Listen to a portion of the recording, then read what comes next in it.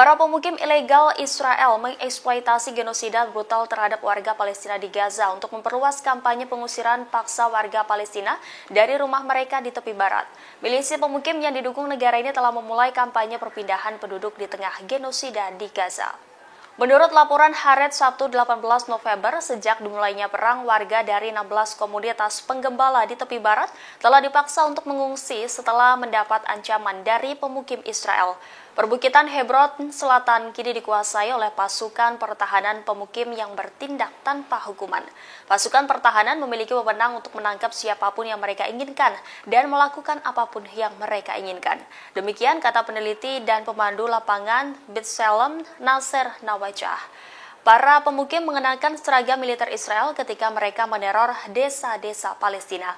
Para pemukim ilegal ini disebut telah tumbuh lebih liar dari sebelumnya. Dalam beberapa minggu terakhir, mereka telah memblokir semua jalan menuju desa-desa Palestina di wilayah tersebut dengan menggunakan batu-batu besar. Menurut data dari B'Tselem, 149 keluarga Palestina yang baru mengungsi harus melarikan diri dan tidak akan pernah bisa kembali ke rumah mereka. Hal ini berarti perpindahan penduduk dengan alasan perang. Pola teror dan pembersihan etnis yang sama terjadi di setiap desa Palestina.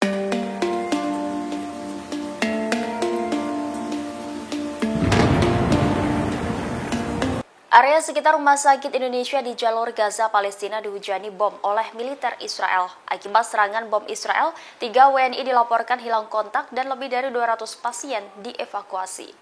Menanggapi hal itu, Duta Besar Palestina untuk Indonesia, Zuhair Al-Shun, mengatakan pemerintah Republik Indonesia berhak menyeret Israel ke Pengadilan Internasional atau ICC.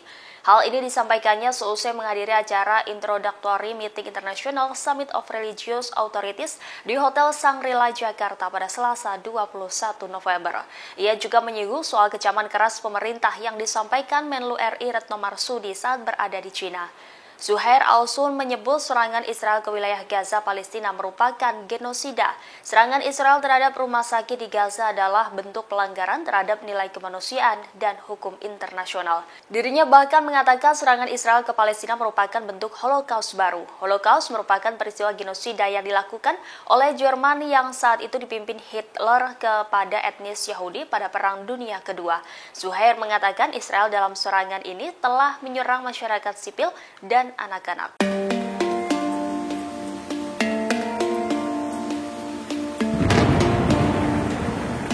Pertempuran di perbatasan Lebanon antara Hizbullah dengan pasukan Israel meningkat. Sistem pertahanan Iron Dome Israel dilaporkan mencegat target mencurigakan. Iron Dome mencegat sasaran di Israel Utara pada Rabu 22 November. Mengutip The Time of Israel, roket yang ditembakkan dari Lebanon dicegat oleh Iron Dome dari kibbutz Israel Utara. Hal ini memicu sirine roket di kota Kiryat Shmona dan sekitar kibbutz Hanita di sepanjang perbatasan Lebanon. Laporan ini juga dikonfirmasi oleh Komando Front Depan IDF. Militer juga mengatakan bahwa dugaan penyusupan pesawat berawak di Ros Hanikra, sebuah kibbutz di dekatnya adalah peringatan dini yang salah. Sebelumnya diberitakan kelompok Hizbullah yang bermarkas di Lebanon mengklaim telah menargetkan tentara Israel dalam rentetan serangan terbaru di perbatasan kedua negara. Hizbullah menyebut kelompoknya menyerang tentara Israel dengan menggunakan drone, artileri, dan rudal pada Senin 20 November waktu setempat.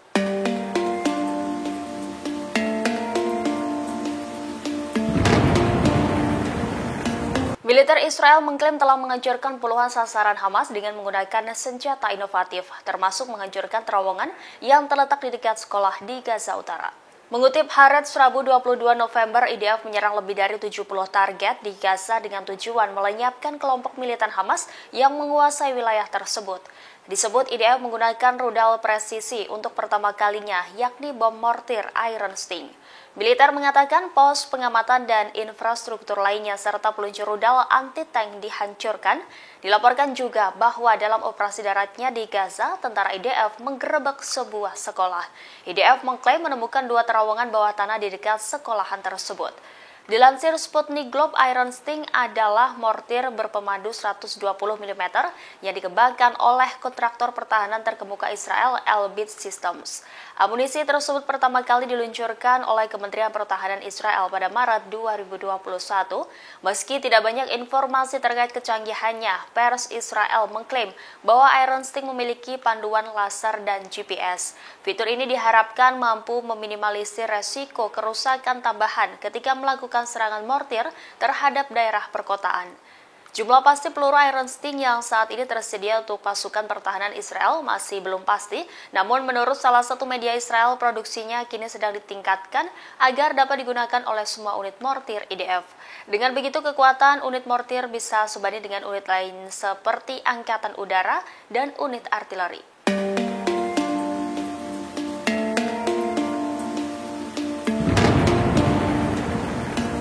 Front Lebanon dan Israel yang kian meningkat memicu kekhawatiran akan perang yang lebih luas. Untuk mencegah penyebaran perang ke Lebanon, AS mengutus penasihat seniornya untuk ke Israel. Amos Hochstein, penasihat senior pemerintahan Amerika Serikat di bawah Presiden Joe Biden, telah melakukan perjalanan ke Israel. Mengutip pejabat Amerika dan Israel yang tidak disebutkan namanya, Hochstein tiba di Israel pada Senin 20 November. Ia akan berdiskusi dengan para pejabat Israel tentang meningkatnya bentrokan dan serangan di dalam dan dari Lebanon. Adapun kunjungan Hochstein terjadi sekitar 2 minggu setelah ia mengunjungi ibu kota Lebanon, Beirut, untuk tujuan yang sama. Penasihat pemerintahan Biden itu berupaya memastikan serangan Israel di jalur Gaza tidak menyebar ke utara Israel dengan melibatkan kelompok Hizbullah yang didukung Iran. Sejak permusuhan baru dimulai 1,5 bulan lalu, pasukan Hizbullah dan Israel sering melakukan serangan dan bentrokan satu sama lain di sepanjang perbatasan Israel dan Lebanon. Meskipun belum ada eskalasi besar yang terjadi, AS dilaporkan sangat khawatir dengan situasi yang akan memicu konflik besar-besaran yang melanda Israel Utara dan Lebanon Selatan. Hal ini berpotensi menarik pasukan Amerika dan menyebabkan konflik menyebar ke wilayah yang lebih luas.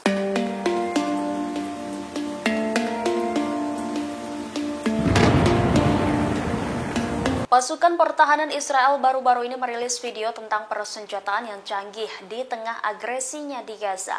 Persenjataan tersebut yakni sistem pertahanan rudal Arrow 3. Arrow dianggap sebagai salah satu program pertahanan rudal tercanggih di dunia. Penampakan penjagat canggih Israel ini diunggah melalui sosial media resmi IDF pada Rabu 22 November. Sistem ini adalah pencegat paling canggih milik Israel dengan kemampuan mencegat serangan dengan akurasi yang sangat tinggi. Sistem pertahanan Arrow dapat mencegat rudal balistik yang melintas di luar atmosfer bumi pada ketinggian hingga 200 km dan terbang langsung ke target serangan. Sistem ini pernah digunakan secara operasional untuk pertama kalinya oleh IDF pada November 2023. Arrow mencegat beberapa rudal jarak jauh yang mendekati Israel Selatan di atas Laut Merah. Arrow 3 merupakan rudal 2 tahap. Rudal tahap pertama memberikan dorongan awal, sementara tahap kedua membawa hulu ledak. Hulu ledak Arrow 3 adalah penetrator energi kinetik, artinya menghancurkan target dengan menabraknya dengan kecepatan tinggi.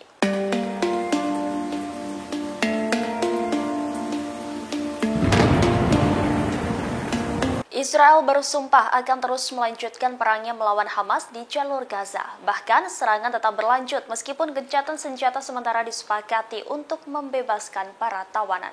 Demikian disampaikan Perdana Menteri Israel Benjamin Netanyahu kepada para menterinya selama pertemuan pemerintah untuk membahas kesepakatan pembebasan sandera sebagaimana dikutip dari AP Rabu 22 November.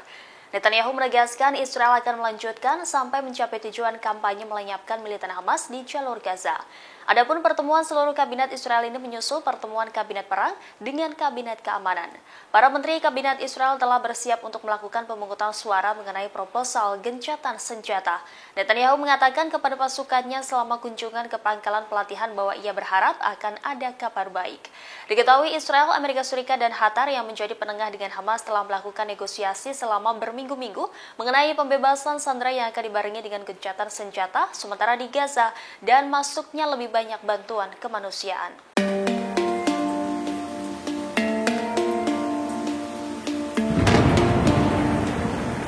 Fakta mengejutkan terkait terowongan Hamas diungkap oleh mantan Perdana Menteri Israel, Ehud Barak.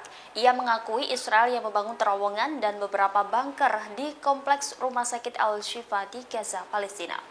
Ehud Barak menyebut terowongan tersebut dibangun oleh para insinyur Israel beberapa dekade lalu. Kemudian, ruang bawah tanah itu diyakini dipakai oleh kelompok militan Palestina Hamas sebagai pusat komando.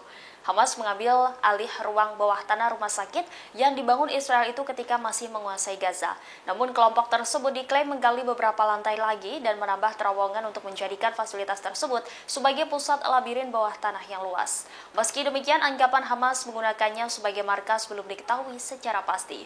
Komentar Barak dinilai tidak bertentangan dengan argumen utama Israel. Selama ini Israel hanya menyatakan bahwa Hamas telah menyalahgunakan ruang di bawah rumah sakit untuk tujuan teror. Israel juga tidak menyebut Hamas lah yang menciptakan bunker tersebut.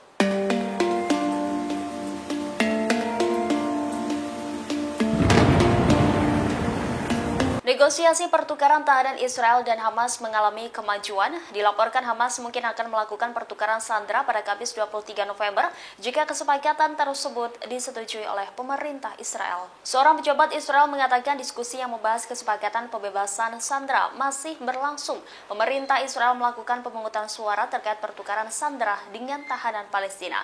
Menurutnya, jika pertukaran sandera dengan tahanan Palestina disepakati, Israel akan terus memantau selama 24 jam. Disebut 50 wanita dan anak-anak Israel yang ditahan oleh Hamas di Gaza akan dibebaskan selama 4 hari dan akan ada jeda dalam pertempuran tersebut. Untuk setiap tambahan 10 sandera yang dibebaskan setelahnya akan ada jeda 1 hari lagi dalam pertempuran tersebut. Sementara 150 wanita Palestina dan orang-orang di bawah usia 19 tahun ditahan di penjara-penjara Israel untuk dibebaskan. Bantuan kemanusiaan, bantuan medis, dan bahan bakar diizinkan masuk ke seluruh wilayah jalur Gaza. Pengawasan udara oleh Israel dihentikan selama 4 hari di selatan jalur Gaza. Sementara di utara jalur Gaza, pengawasan udara oleh Israel dihentikan selama 6 jam sehari dari jam 10 pagi sampai jam 4 sore selama 4 hari. Selama masa gencatan senjata, Israel berkomitmen untuk tidak menyerang atau menangkap siapapun di seluruh wilayah jalur Gaza.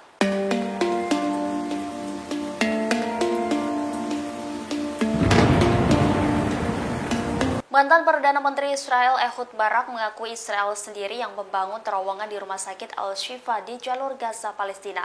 Terowongan tersebut dibangun oleh insinyur Israel beberapa dekade lalu. Dalam wawancaranya dengan CNN, Barak menceritakan kronologi dibangunnya terowongan di bawah rumah sakit terbesar di jalur Gaza tersebut. Mengutip Newsweek Rabu 22 November, Barak menjelaskan bahwa Israel membangun beberapa ruang bawah tanah dan terowongan di Al-Shifa ketika masih menguasai Gaza. Seperti yang dilaporkan Newsweek sebelumnya dalam fact check, beberapa media melaporkan bahwa bunker atau ruang bawah tanah telah dibangun atas kebijakan Israel pada tahun 1980-an. Bunker-bunker dibangun untuk memberikan lebih banyak ruang bagi operasional rumah sakit. Namun sejak Hamas menguasai Gaza pada 2007, ruang bawah tanah itu diyakini dimanfaatkan oleh Hamas.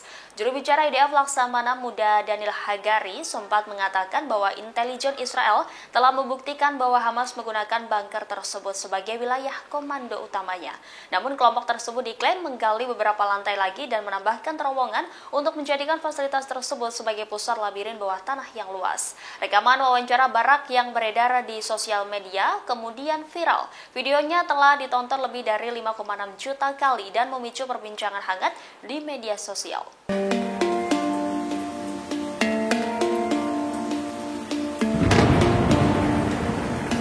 Israel diperkirakan merugi besar akibat agresi militernya di Gaza, Palestina. Perang terbaru yang berlangsung 1,5 bulan ini telah merugikan Israel 600 juta dolar Amerika Serikat per pekan. Imbas kerugian ini, Israel dilaporkan akan menutup beberapa kantor kementerian. Dikutip dari Middle East Monitor Rabu 22 November, Kementerian Keuangan Israel merekomendasikan penutupan beberapa kementerian di negara tersebut. Langkah ini bertujuan agar ada alokasi dana tambahan untuk membiayai pertempuran yang kini sedang berlangsung di jalur Gaza. Adapun salah satu kementerian yang direkomendasikan tutup adalah Kementerian Urusan Diaspora dan Pemberantasan Antisemitisme. Kementerian tersebut bertugas memelihara serta memperkuat hubungan antara Israel dan komunitas Yahudi di seluruh dunia. Wacana untuk membubarkan kementerian tersebut telah menimbulkan kekhawatiran. Khawatir berat muncul di kalangan diaspora Yahudi global yang memandang kementerian tersebut sebagai penghubung penting antara mereka dan negara Israel. Menteri Keuangan Israel Bezalel Smotrich diperkirakan akan membawa amandemen anggaran tersebut kepada pemerintah pekan depan untuk memperoleh persetujuan. Amandemen diprediksi akan mencakup pemotongan pendanaan pada kementerian-kementerian tertentu. Tidak hanya itu, Kementerian Keuangan Israel juga merekomendasikan penutupan Kementerian Urusan Yerusalem, Warisan, Pemukiman dan Misi Nasional, Kementerian Kerjasama Regional, dan Kementerian Kesetaraan Sosial. Download Tribun X sekarang, menghadirkan lokal menjadi Indonesia.